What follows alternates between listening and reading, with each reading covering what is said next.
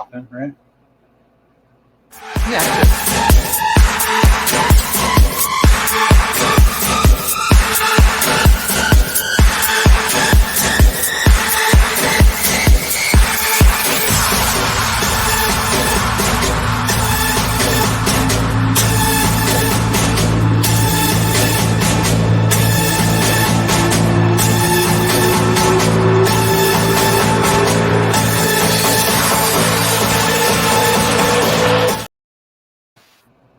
Good evening, everybody. Welcome to this Around the Ropes YouTube exclusive. Now, if you guys have been following Around the Ropes on social media, first of all, thank you.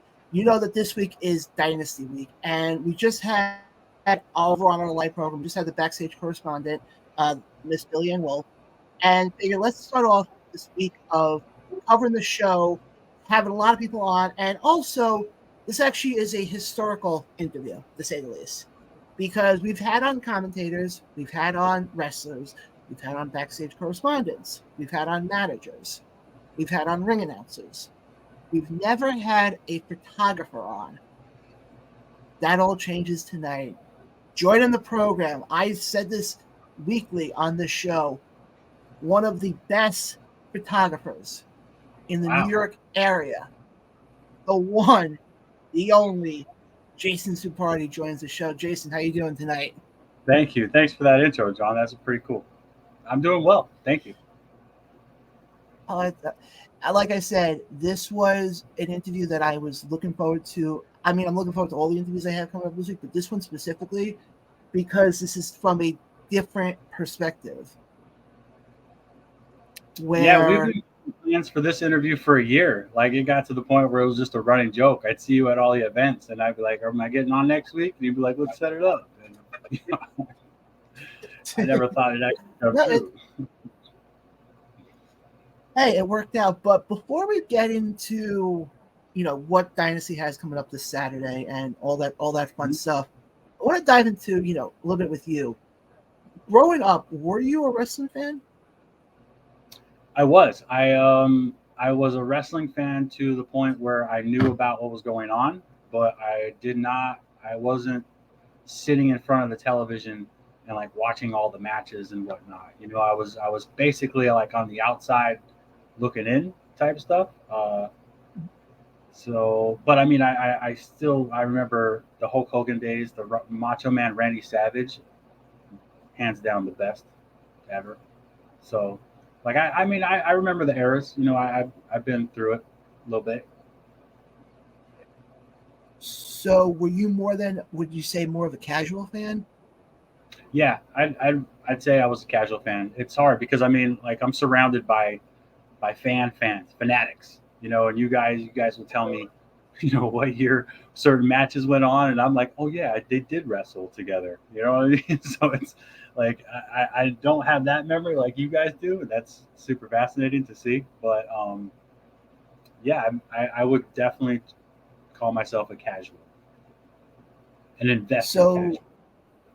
No, I believe me, I totally get that, and you don't really see that a lot. I mean, especially the fans I've dealt with over the last 3 years with this podcast, it's been mostly, the hardcore fans who can sit there and say, "Oh, I remember watching the show that All Japan Pro Wrestling threw back in 1984," and I'm sitting there going, "More power to you." But okay, yeah, the internet's acting a little weird right now, but we'll work through that. But now, what made you want to? Now, was your goal to become part of the wrestling industry? How did that whole thing come to fruition? Wow, I mean, it was not a goal at the time when it happened. We kind of like I don't want to say it fell into my lap because I created it, but it was one of those situations where somebody knew somebody type thing. It was like, oh, my friend needs a photo shoot, and he's a wrestler, and I was like, I'm sold. Because at the time I was doing mostly sports. I started in wedding photography, and then I leaned into more sports photography. And at the time, I was doing a lot of cage side stuff with MMA, kickboxing, and combat sports stuff. And I loved it. I loved capturing that moment, with the fist right on the face or the shin across the side. Like I loved it. I loved the animal look and the eyeballs, the focus. Like I loved capturing those moments. And then next thing you know, I had the chance to shoot ringside at a wrestling event, and I got to capture those moments, but with creative people. The guys that were coming out with face paint, and the guys that were war crying in the middle to hype the crowd. And like, oh, it got to be so much fun to be creative with creative people, right? Like combat sports is very creative in its own right. It's beautiful when you understand what's going on, but pro wrestling was a whole different vibe, and I didn't realize how much I would love it until the end of the first show that I shot, and it was a brand new present I opened up. It was like, wow, this is amazing. I need to do way more of this. So been hooked ever since. Now, when you're doing the photography, and by the way, like I said before, it's one of the best out there. Is there a different approach with shooting at a MMA event than that it is with a wrestling event? It's a good question. Yes, there is. In general, the general answer is yes. But I tend to try to shoot differently in the first place. Like I tend to lean a little more artsy photography than photojournalist, right? Like if you're a photojournalist type of photographer, you're going to capture just every few seconds of a fight, and a fighter. If you got that type, all the pictures, you'd be able to see where your foot what placement was while you threw the punch. So there's a lot of benefits to seeing that, for everybody. But I would rather get the one shot of a head kick instead of the two leading up to it, the head kick, and then the two after. You know what I mean? And get the one shot of the head kick, get the collision, and if I capture it the way I want, then I'll tell the story from both sides, from the guy getting hit and the guy who's kicking. So ideally, that one picture will tell a story for both sides, and so I try to shoot a little bit differently. Maybe the focal point's a little off. Maybe my cropping is a little different to try to imply a certain feeling or whatnot. And like, so I personally, I shoot MMA a little differently than pro wrestling as well, because in MMA I will shoot more shots because there are more action. Plus, MMA that fight could be done in 10 seconds, 15 seconds.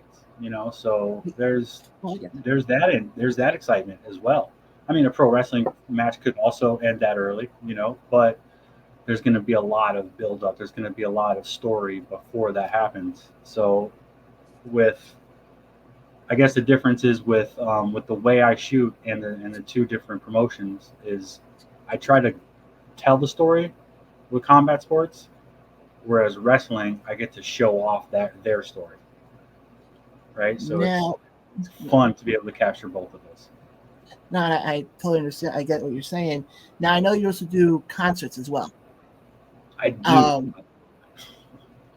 Is that a whole different approach than the combat sports? Yeah, that's a whole thing too, because how do you show off a good time listening to music with a picture? You can't, right? So like I'm trying to tell the story of how much fun it is at that exact moment. And maybe the two musicians are having a moment on stage where they're doing something together, and that shot is a cool shot for everybody, but it's actually for them, when they see it and they remember that moment. But it's all dark light, like I'm learning, I'm learning and then getting better at all my crafts. So I'm shooting what I love to be at, like that's the greatest thing. It's the greatest thing. And believe me, I've seen some of the concert photos that you've taken, and I feel like I experienced what the concert was like. And I've said this even with the wrestling stuff. When I've seen the pictures that you and Andrew have put out, and I'm like, they tell the story, but I feel like you still have to be there to experience it. Am I Right. off on saying that? Absolutely. I mean, that's the goal, right? Is to make you feel like, oh, that looks like a fun place to go at. It looks like everybody's there having a good time. I want to go and be there at the next one. Like that's my goal as an event photographer. Yes, but man, I just want to show you how cool that moment was. That's what I'm really doing. Like, hey, look at this. Check this out. No, and I know we were talking about this before we started recording, and I noticed this with Dynasty. I guess this is more this kind of a two-parter question type of thing. When you look at it, like with Dynasty, for example, and they do a lot of their shows at Empire Live, and I was saying to you before how the lighting is a lot darker at Empire Live compared to, if where Immortal runs or any of the combat sports. How much does lighting play a role in taking a photo? Humongous difference. Like it sets the entire mood. Like they say there's a saying, I don't know who said it.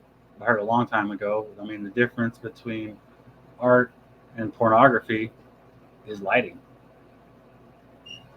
So I mean, there's that. But no, you bring up a good point. The different venues, they're a challenge. Each one's a challenge as a photographer. The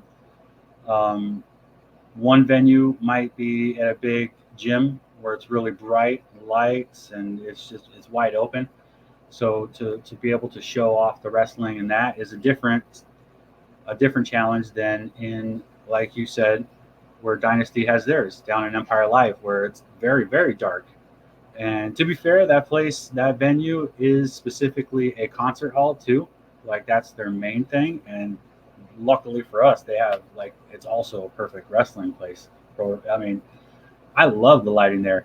It's very different shooting from that venue to the previous one we were talking about, um, settings wise and mood wise. But the pictures they come out very different as well. Like it's a whole different picture as well.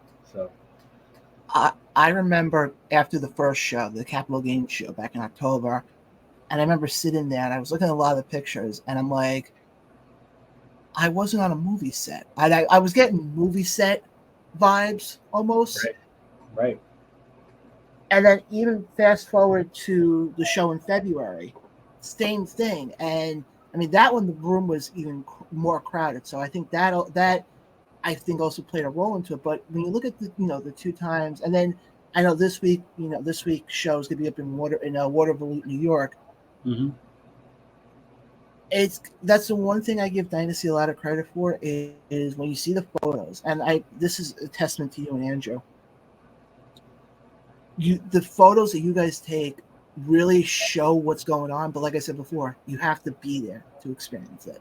I think that's the best Yeah, way I can put it. Dynasty's really great at that. Like their show, it really is set up specifically for the live fans. Like that's the challenge as photographers for Andrew and I is to capture that, right? Capture the wrestling, capture the fun in a very dark room that has lighting specifically for the live fans that are there. And like that is amazing. That's like it reminds me of growing up and seeing the circus when it came to town, Ringling Brothers and Barnum and Bailey. You come in and it was all dark except for the center ring at the time, and the clown came out and got your attention with a whistle. Never said a word. Like that is always infatuated with me. And now I see the same thing with Dynasty and wrestlers, and they're able to, with their body language, communicate with the crowd and tell a story. I love it. It's the best thing. And I have the challenge, which I love the challenge of capturing that, telling the story. And Chris Envy, man, he loves to challenge me with the lighting. There was the first show that we had at Empire Live. It was very dark, right? Of course it is. And he had the two lights, and the way they were positioned, it was a challenge. But we had two lights that were up there, and we worked with it. We did the best we could. Came out great, awesome, right? Challenge accepted, nailed it. And then two shows later, we're back, and he had half the lights. He only brought one of them. So we were complaining it was too dark the first time. Then he only brought one light for us the second time. So he definitely challenged us on the second one. So, but it was great.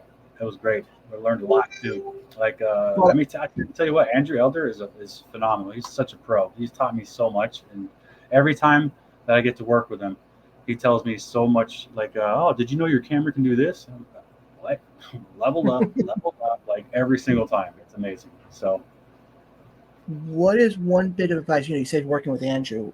What is one bit of advice that he's given you that has stuck with you in the time that you've been working with him? oh man, I mean, he just reinforces to just keep practicing, keep grinding. Like he just keep getting better. Like um, I tried to give him a lame excuse one time. Oh, I don't have enough a model or whatever. So then he kind of made me feel a certain way about that. So I ended up going down to Michael's and grabbing one of those styrofoam heads. You know, so I put hats on that, and I use that as my model now when I'm trying out my brand new flash, because he pointed me in the direction of flash. He taught me how to use it more efficiently, that type of stuff. Like, he is a studio pro. He's a pro's pro. He's a pro. So I love that I've been able to work with him. So him, amazing. No, I'll say this. I've said this to you plenty of times. I think the shots that you take, because that's the one thing I look forward to after the show, is when I see you and Andrew putting the photos out. Mm-hmm. Because, and I've said this for a while, especially some of the photos that you've gotten of me, I'm Right. not good at getting. I'm not good when it comes to photos. Obviously, I mean, you've seen me before. I don't have the longest arm, so when somebody asks me, "Oh, take a selfie," it looks really awkward because I'm trying to go out here, and I'm not. And like I said, I don't have the longest arms. But the photos that I've seen you and Andrew take, like, you see, the expression of everything. I mean, a great example. If you go back to the show in February, and I just happened to remember this photo because I happened to come across this a couple of days ago, the thumb wrestling photo Right. with myself and with Billy, Mm-hmm. and you can see, just the fun we were having in that one Mm-hmm. photo. That's it, And, man. Like, part of being an event photographer is the whole event, right? Like, wrestling and just showing it off. You guys were having a great time. Like, it was my natural reaction when I saw you guys having fun. It was my natural reaction to want to capture it. So, no. Now, do you have moments where you sit there and, if, let's say, for example, you are at ringside and all of a sudden, you're just in the moment of the match and you go, "Oh crap, I should have gotten that shot." Has that happened before? it does happen, and it mostly happens in Rumble matches, right? Because it's impossible to capture everything that's happening at once, right? Because you got Brute Van Slyke on one side, and he's beating somebody else, and then over here you got somebody else, Brother Jonas, and him and somebody else on the other side, and they're both like playing to their respective corners, and like I want to capture both at the same time. So sometimes I'll be shooting one and looking and listening and laughing at the other one, and like it's just too much fun. It's impossible, absolutely impossible for Rumble matches. So I get so would that also be a problem then in like multi-man? I know you said Rumble, but like what about multi-man matches? I mean, it's very tough too, especially when they jump out of the ring on the side and you're in the wrong spot, and they jump out opposite of you and they're doing stuff on the ground and on the rail, and meanwhile in the ring they're doing some serious stuff too, and the ref's got his back turned, and how the ref's got it focused out of the ring. Like, I got to be able to capture the whole thing for the story, for the photo, and once in a while I'll catch myself in the wrong spot, but that's part of it too, is the anticipation, is trying to see what's about to happen in the next 10 seconds and then being there, like that's a little bit part of the background noise. No, and I believe me, as somebody now who's been doing camera work for That's right. Immortal It's the seeing last, you, seeing you moving. and I see. I mean, yes, granted, it's not the same. Like, I'm not capturing. Yeah, I mean, it is the same, but it isn't the same. where it's not like I'm sitting there with a camera taking photos. I'm just sitting there with the camera trying to make sure that everything is shown. You're just aiming it in the direction, right? That's what. And the worst one, I'll tell this quick story. And this isn't meant for me to shoot on Immortal here. I'm just saying the toughest one, because when I got brought into it, I never got a lot of training. I basically got told, here's how you use a camera, good luck, type of deal. And it was in Dwaynesburg, was the show. And it was a 6-man, they called it a Guantanamo Bay boot camp match, was the name of the match. So you had Bin Hameen, Blaze Haram, and Ziwu were in the ring. And obviously, if you've seen Sons of Allah, you know they cut their promo to start off the match. Mm-hmm. All of a sudden, Nachi Mafia comes out. Now, I'm standing on the... And I didn't know, by the way, with doing this whole... I don't know if it's the same with being with the photographers. There's an A side of the ring and a B side of the ring. Right. I never knew that. I just thought of it as it's a ring. Right. And I'm standing in the corner, and all of a sudden, Nachi Mafia comes out. Now, I'm literally sitting there trying, okay, I have to get somebody. Mind you, I have 2 of the guys coming to my left. I have 2 of the guys coming to my right. And if you watch this on IWTV, you can see me. They don't even go to the shots I take because literally I'm sitting there going like this. Like I'm trying to get both of them. And I'm sitting there, I'm going, I don't know how. So I think that's the other thing also I commend you guys for is that you're able to kind of do it on the fly. I think is the best way I can put it. Mm-hmm. Yeah. That's the best way to put it. Yeah, you gotta figure out what's about to happen. Guess, try to be in the right spot. Get your settings ready, and click the button at that exact moment. And well, now you know. Make it look easy. No, go ahead. Sorry. No, I was just saying, and you made it look easy. Now, with the whole settings part on the camera, does that doesn't change from match to match, does it? Or does that pretty much stay the same during the whole show? On the what? What was the question? Oh, the settings. Does the settings on the camera, because I took photography class, I remember dealing with the whole settings and everything. Does that stay the same throughout the entire show, or does that change depending on the match or does that change at all? It changes dramatically, constantly. And the lights will have a big part of that. Like, I'm not sure how technical you want to get on the lighting, but I mean, it could impact it so much where the lighting could be very, very focused in the center of the ring. So it's very bright, but as soon as you step out into a corner, you're very dark. There's no light hitting you, or you're just a little bit of the glow from those lights, right? So, yeah, those settings are very dramatic, but that's you're trying to adjust while the match is happening, going from very light to a very dark. Or you'll have the one wrestler in the light and the other one standing in the dark, and it's not very easy if you're doing it manually. No, believe me, I can imagine. And I mean, now that you're saying that, I think I give you more credit for being able to sit there and change the settings on the camera. And it's not like you have that much wiggle room, because you said it before. You can have to change the settings, and there could be the match going on. You could be sitting there going, okay, I should have gotten that shot. I should have gotten that shot. Right. So you don't really have much wiggle room to work with. Yeah, you got to anticipate for sure. You got to be able to kind of see what's going to happen, which direction they might go. And I've been wrong plenty of times. I've been wrong. And all of a sudden I got 2 humongous Nazi Mafia guys coming at me and doing a 619 spot. And I ducked at the last second, John. I got photos of him coming up with the knees coming right to my face. I dodged last second. He goes around. I stand back right up. I keep taking the shot. I take the photos. And I come up to him afterwards. I'm like, yo, man, thanks for not hitting me on that 619 spot. He goes, oh, I didn't even see you. Like, dude, I almost got thrown into the 4th row, bro. Like, that would have been scary. There was, going with, an experience I had, not similar to that, but at the Dwaynesburg show, Richie the Man took on Pat Sawyer, where it became the number one contender for the Northeast title. And the mats, nobody had explained to me that, the mats kind of have a space in between them a little bit. And all of a sudden, I don't remember what happened, but I remember my foot got caught underneath the mat. Oh, no.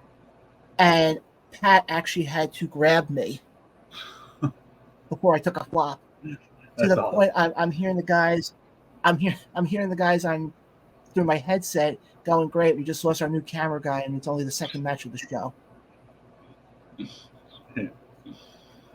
But it's definitely, like I said, I think. How long did it take you? I mean, obviously you're still learning now because we're all still learning things now. But when the photos you were taking, have you had that moment yet where you're like, wow, I'm really like, the photos, I'm like, where you can sit there and go, wow, these photos are really freaking good? They're way too good? That's what you said? No, that they're good. Like, have you had that moment where you sat there and you look at the shot and you're like, wow, can't believe I just pulled that one off? There's been a bunch. Yeah, that will happen. Like, that'll happen where I'll get it during the match, right? And then I'll glance real quick and I'll back it up. Like, if I have a few seconds or I anticipate that I have a few seconds, I'll take a look at it real quick because, you can't tell at that exact moment if you got it, but we've been so happy. I'll have to pause this. Sorry, John. No, you're good. You're good. But now when now I don't know if this varies depending on if it's wrestling or combat sports or a concert. But when the event concludes, how long does it take for you to get the photos up and all that stuff? I try to have the whole event done inside of a week, but I will. I like to go through. Ideally, the next day. You know what I mean? Get a nice little batch of my favorites, or go through some highlights or some stuff, and post. Oh, last night was great. Here's a quick highlight reel or whatever. It kind of like kind of show off to the people that missed it. Ha, look what you missed, type thing, and then a little reminder for the people that were there. I'm like, oh yeah, I forgot, that he did that. Like, oh, there's that spot. And, and then trickle out a few throughout the week between Facebook and my Instagram or whatever. That's what I prefer to do. But, it really honestly depends on what the promoter wants. If I've had promotions that have asked me to send them all the photos directly first, which I will. I get it done ASAP, send it over so that they can release it. It really just depends. And Chris Envy, he told me that he likes the way that I release my hype photos. So I try to do it like that.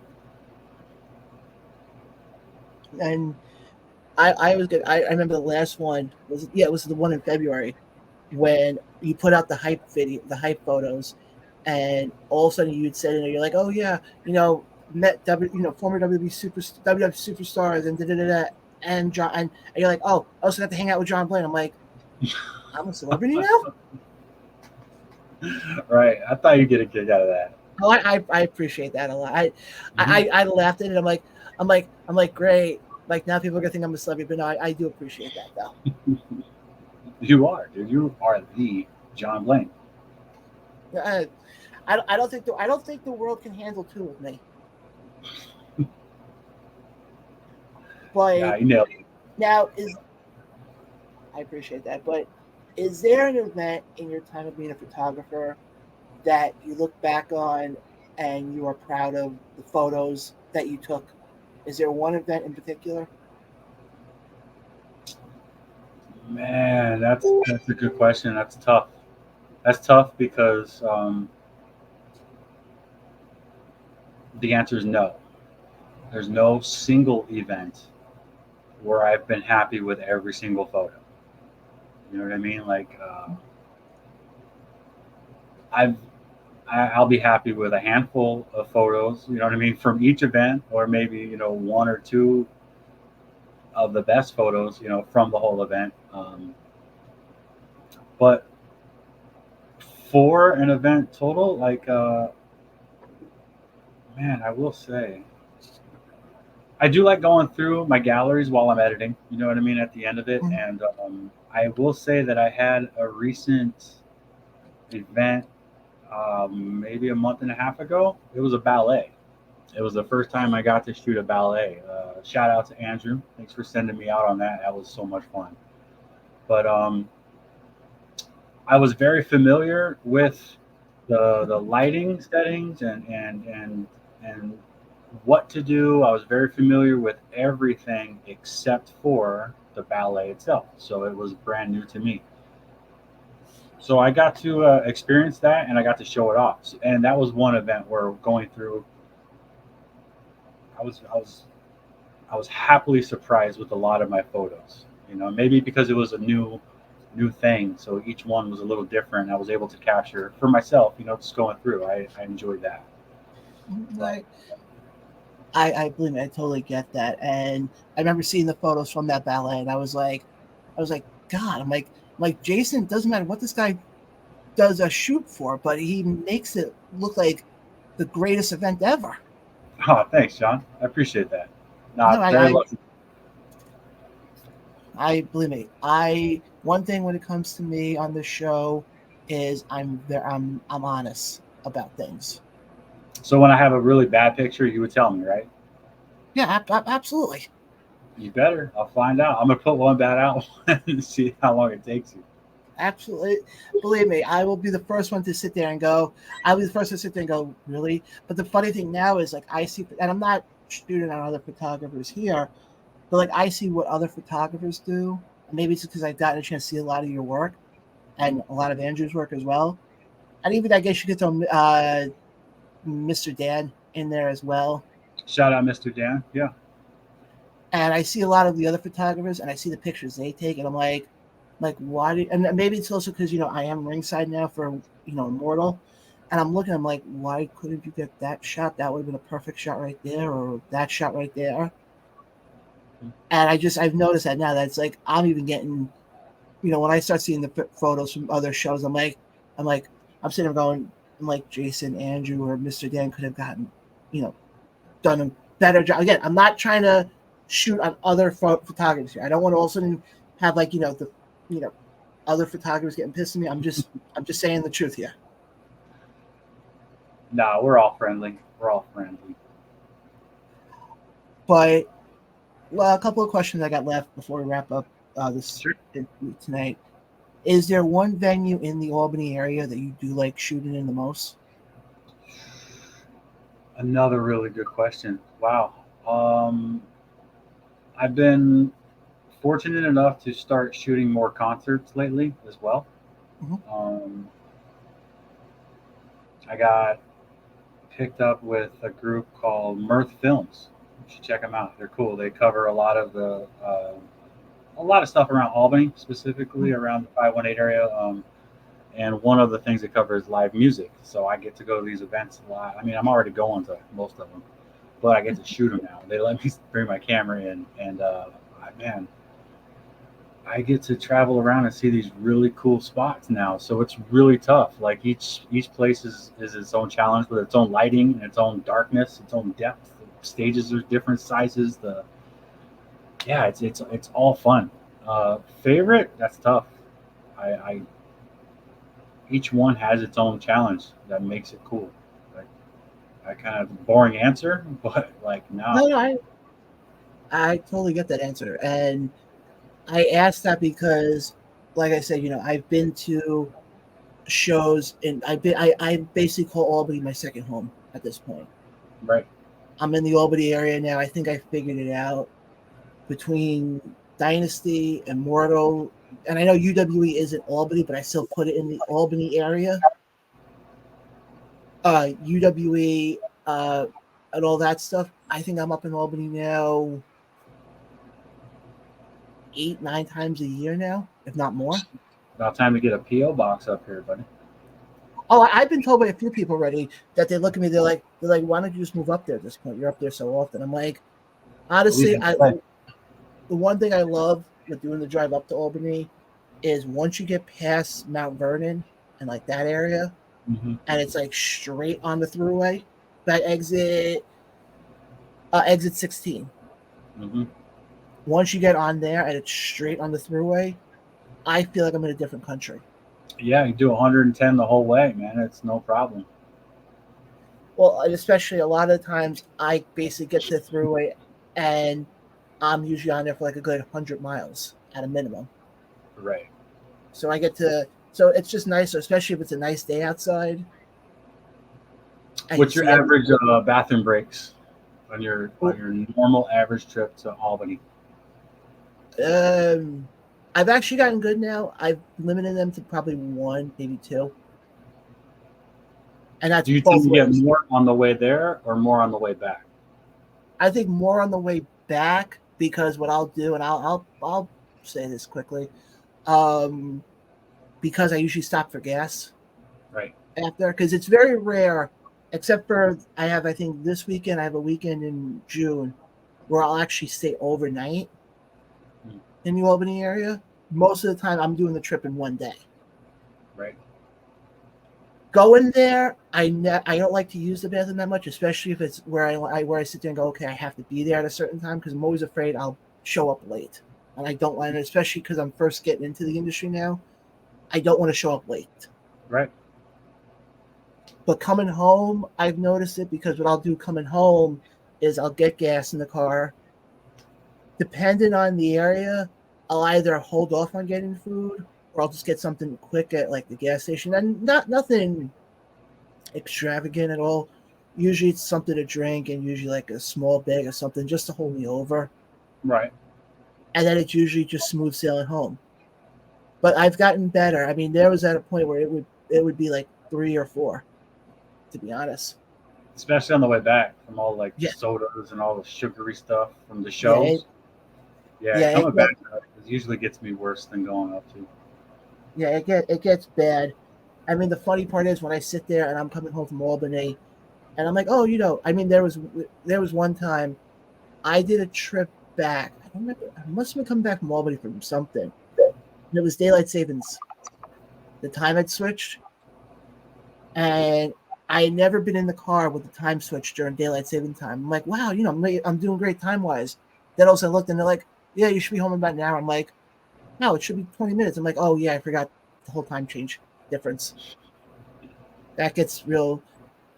But people laugh at me because there'll be times I won't get home till 3, 4 o'clock in the morning on those Wow. days. Do you But listen to honestly, podcasts or music on the ride? What do you listen to on your long rides? usually Silent. music. You just roll the window down just a little bit and hear the wind the whole ride home. No, no. Usually it depends because if I'm in, like, I know most of the time I don't get good reception, and a lot of times, like if I happen to get good reception, I'll be on the phone with somebody for most of the ride. Right. There you go. Or what I'll do is I'll have music on because I know at that point, it is late and I am, exhausted. And because of that, I don't have a second person. So I do the entire drive up and I do the entire drive back. Right. I'll usually have on either heavy rock music because I've noticed if I go like light contemporary, like almost Barbara Streisand. I don't know why Barbara Streisand was the first one that came to mind, I but know why. We know why. but the but the point is, for somebody like that, I wouldn't want to play because I would just sit there and fall asleep, and I don't want to fall asleep going 85 down the throughway. So I like to keep things alive and moving. But no, it becomes literally a day trip for me, and I love it. No, I dig it. I love driving as well. I like driving long distances too. I throw up podcasts or a long ass concert or something. I'm good. Well, that's the funny thing. People laugh at me because there are shows out by me on Long Island. Most of the shows I go to are either in upstate New York or down in Jersey. Hmm. And people look at me, they're like, they're like, why would you go? They're like, their show's 20 minutes away. I'm like, yeah, but it feels so weird when I go to a show that's 20 minutes away. And all of a sudden I'm home and I'm like, wait, it's still the same day and the same, time zone and everything. Right. At least if I'm going to a show in Jersey or I'm going to a show in upstate New York, I know at a minimum it's at least 3 hours. And that's at a minimum. Right. So, and also a lot of times, like, I'll replay Busted Open. That's usually like one thing I'll do. There you go. So it varies. I mean, I'm hoping down the road at some point to have I did have a riding partner with me a couple of times. The ring announcer Ryan. Yep.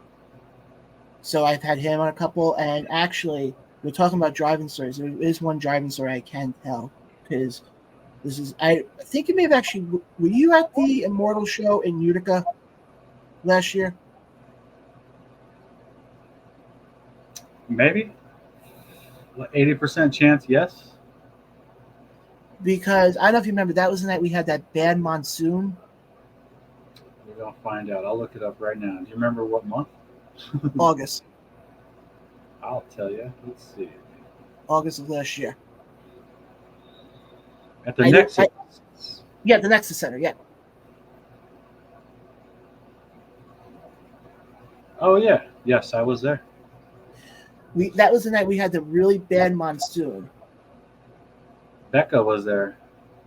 Yes, Becca was there. Yep, that was that show. And that was, I think Becca took on Kayla Sparks, I remember. She did. And that's when Ben Hameen, wow, he got Trevor on that day. Yeah. Cheeseburger was there. That was a big show that day. And the story with that is coming home. I think the show was done by like 10:30 or so by the time we finally left. And I remember Ryan took a nap coming home, and it was downpouring rain because the storm was coming from Albany down to Long Island. So you guys brought it with you all the way to the city? You guys escorted the storm? What happened? You guys escorted the storm into the city? And that's a nice way to put it. The funny thing is, I'm on the thruway, and, at night, yeah, you don't go that fast, but I still normally go, like 50, 55, 60, somewhere in that ballpark. I was going 5 miles an hour. Wow. I could not see in front of me, to the point that we're on the Cross Island, in the Bronx. I think it was, in Queens. And we pull off over the side of the road for a second, and Ryan and I had to do the Chinese fireman drill. Because it was that bad. I was like, Ryan, I'm like, you can drive home. I'm like, I trust you driving my car. Wow. Yeah, it was. I've learned already. I've had some stories being on the road, and yeah. Maybe at some point it'll be a future episode of the On the Ropes podcast. Who knows? Why don't you get yourself a nice motorcycle? I've been told that by a few people about getting a motorcycle.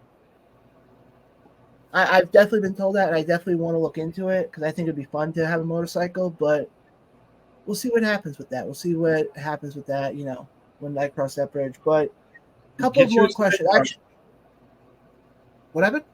I said get you a sidecar so you can interview your guests on the road. It'd be a very interesting interview, to say the least. Yeah, just high speed. Just get a good microphone. Yeah, exactly. But one more question I have on the photography side, then I want to just touch briefly on the actual Dynasty card on Saturday.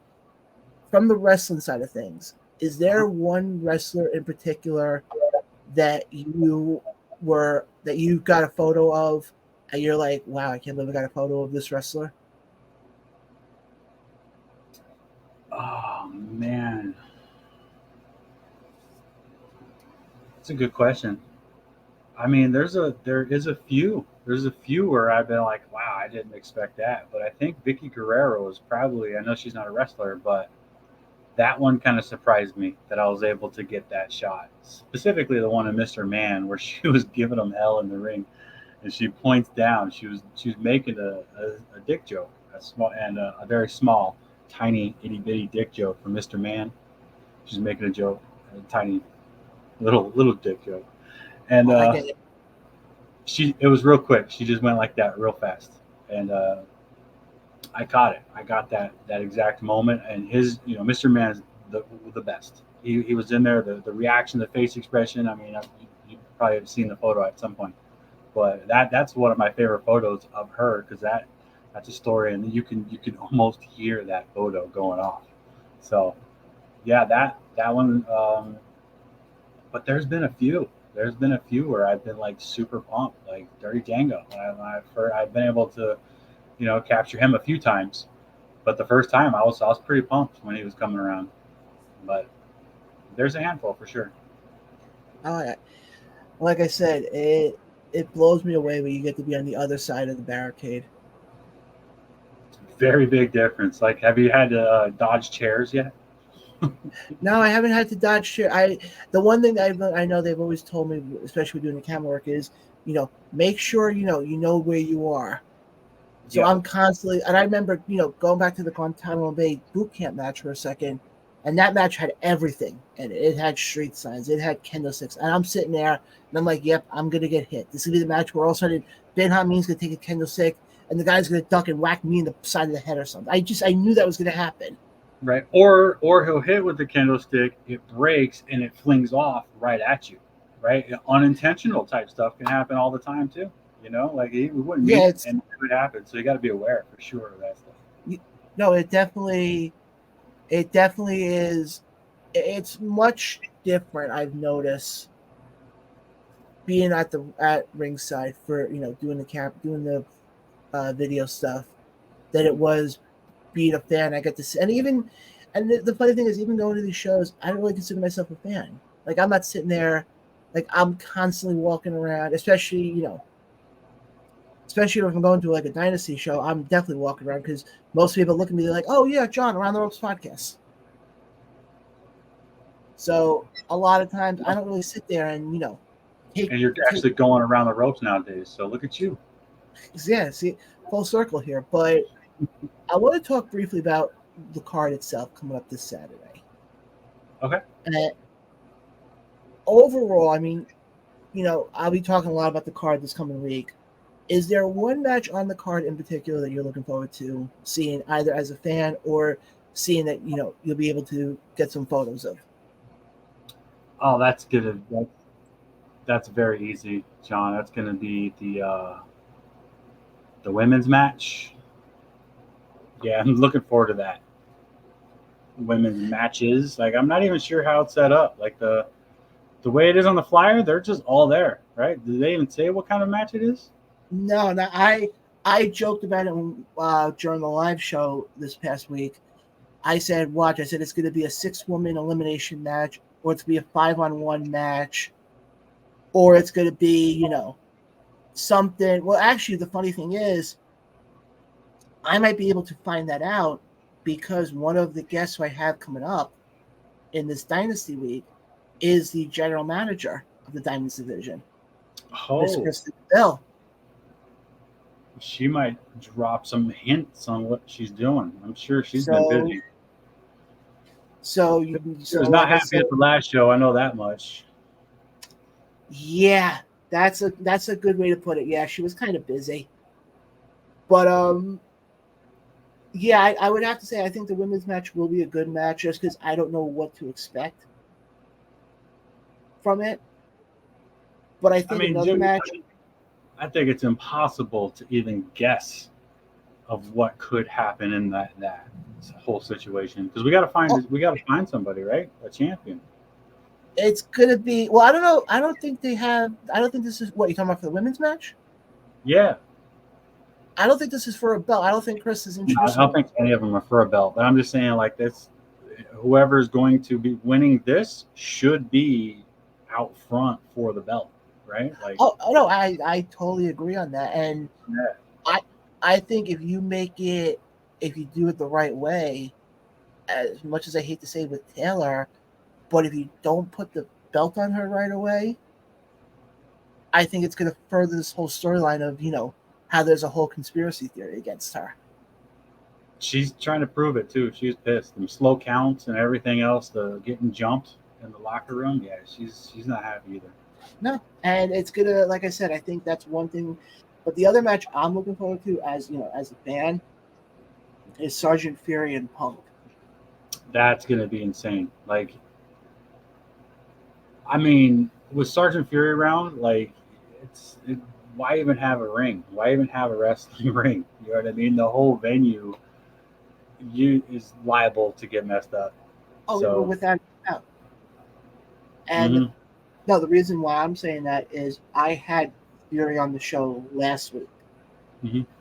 and I brought up certain things to him, and I actually brought up Punk, because I tried to use it. So tried to get him to almost cut a promo, even though he didn't say it was a promo. To me, if you get a chance to watch it, I highly recommend.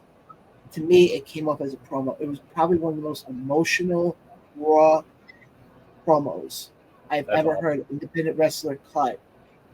And the funny thing is, I'm having Punk on another episode. I'm gonna have Punk sort of retaliate, I guess. I don't know if that's the right way to put it, Right. but yeah, it was definitely very, and I'm very curious to see with how emotional Fury got with that, how that match is gonna play out. Because I was saying it on the live Around the Ropes podcast, he can't let his emotions get to him, unfortunately. Dude, he's Sergeant Fury. Man, they don't call him that for no reason. Like, the dude is like constantly holding it back.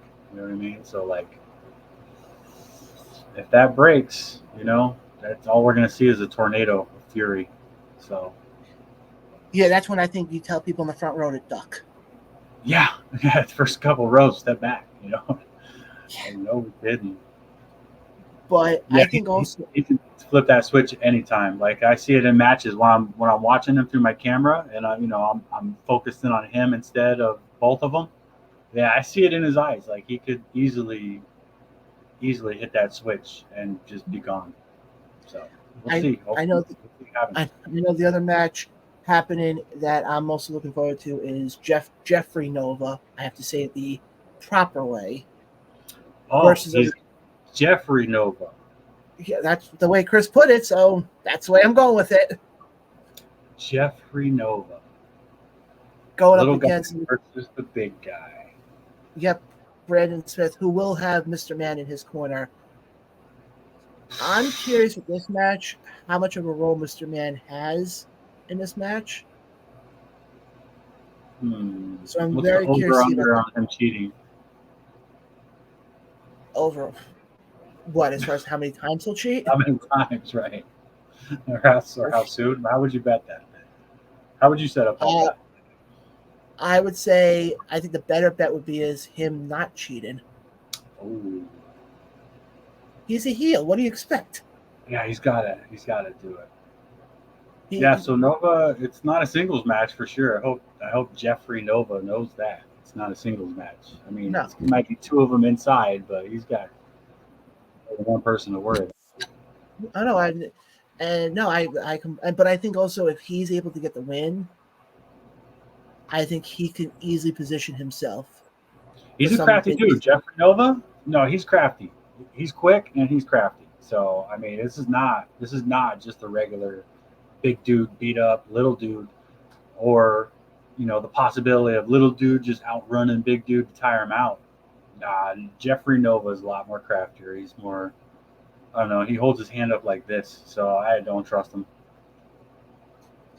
The other one I'm very curious to see is Wayno versus Black Rose. Which, by the way, Chris, if you're watching it, it's Roze, not Rose. Yeah, from like another fan of the letter Z. Come on, Chris, you got to get that right, man. You're just gonna give Black Rose a reason, dude. Don't give Black Rose a reason. No. I just hope that one of the segments we get on Saturday is a segment where Black Rose is teaching Chris Envy how to spell his name. I would after that. That would be pretty clever. And I mean, not to put anybody on the spot, but if you want to make it more authentic, there is a teacher who is a part of the Dynasty team. A teacher who's part of the Dynasty team. Is that teacher Just say on the flyer? no. Okay. Process of elimination. Believe me, Jason. I think you'll be able to figure out exactly who I'm talking about. Right. To help Black Rose give the spelling lesson, right? Yeah, I think. Hey, you want to make it more authentic? Why not have a teacher be the one to do the lesson? It makes sense. Right. Or how about a promo with Black Rose in front of a chalkboard and Chris Envy tied up and they're playing Hangman and it's Rose and it's the S or the Z is gone and Chris Envy only has one guest left. Mm-hmm. Or there's another possibility. You can have, you want to go this far, you can have a podcaster sort of interview Black Rose and have Chris kind of interfere. I mean, now we're just fantasy booking here, but I'm just saying. Interesting. Look at us writing. Look at us being creative, guessing. Right. I think that's one of the things I love with Dynasty is there's more guesses than anything. You really can't tell. Like Chris Envy does a good job of just really, being so secretive on what's going on. Like he genuinely wants to surprise everyone, including us at ringside, including everybody. So, and he does such a great job at that. Like he knows we're all wrestling fans, so he lets us still be fans while we're working wrestling. I think it's amazing. Oh, I think it's incredible. I think the funny thing is this though. When this show got announced, and I'm sitting, I'm going, okay, I'm going to be doing a couple of previews of it. I'm like, hopefully I get some sort of, because I know I've gotten the list of matches before, but I haven't been able to say the matches because he didn't want them to be out in the public. Right. And all of a sudden, this one I happened to see that it was the matches were being shared, and I have the biggest sigh of relief. I'm like, thank God I can talk about these matches. Right, I'm sure. Oh yeah. No, I just have to sit there and be like, well, I don't have to say 95 times. For sure. But Jason, I'm great about that. I'm glad we were able to finally have you on here. Yeah, man, this was cool. This was definitely fun. Where can the fans connect with you on social media, and what do you have coming up you'd like to promote? I got a handful of smaller events, a little bit of wrestling, a little bit of MMA, dabbled in some concerts here and there, just live events, man. Honestly, just any and all live events. I'm traveling from, down from Newburgh to Rutland, all the way to Buffalo, like anywhere. Like I'll do all the events. So, yeah, see me on Saturday at Dynasty. Say hello if you're there. I'll snap your picture. Who knows where it'll end up? Yeah. I mean, I've said this right now. The photo that you got, that I don't remember if it was you or I think it was Andrew, but I think I've used the photo you've taken of me before. I've used that as, I mean, the photo you took of me was the photo that was used for the poster for Battleground to mention how I was doing the podcast. That was in front of the Immortal entrance, right? I remember that. That was in the that was I think that was the first time you and I actually interacted, was that moment. Yeah, do you remember it? It was like, hey, John, come over here, stand right here. I need you to check my lighting for me. So you were my model of the night. Well, again, Jason, I can't wait to see you on Saturday. Likewise, my friend. It'll be great. It'll be a blast. Guys, again, Jason Zuppardi, one of the best damn photographers in the New York area. Definitely check out his stuff. You will not be, you will not regret it. I will say that right now. Guys, this was just the start of a loaded week of guests coming on. some future guests coming on for this Dynasty Week include Kristen DeVille, Punk, Chris Envy, Wayno. But guys, the only way you can find out any of those interviews is right here on the Around the Ropes YouTube channel. Hit the subscribe button. It costs you nothing. It does wonders for us. Again, guys, for Jason, I'm John. This has been Around the Ropes YouTube exclusive. Catch you guys next time. See ya.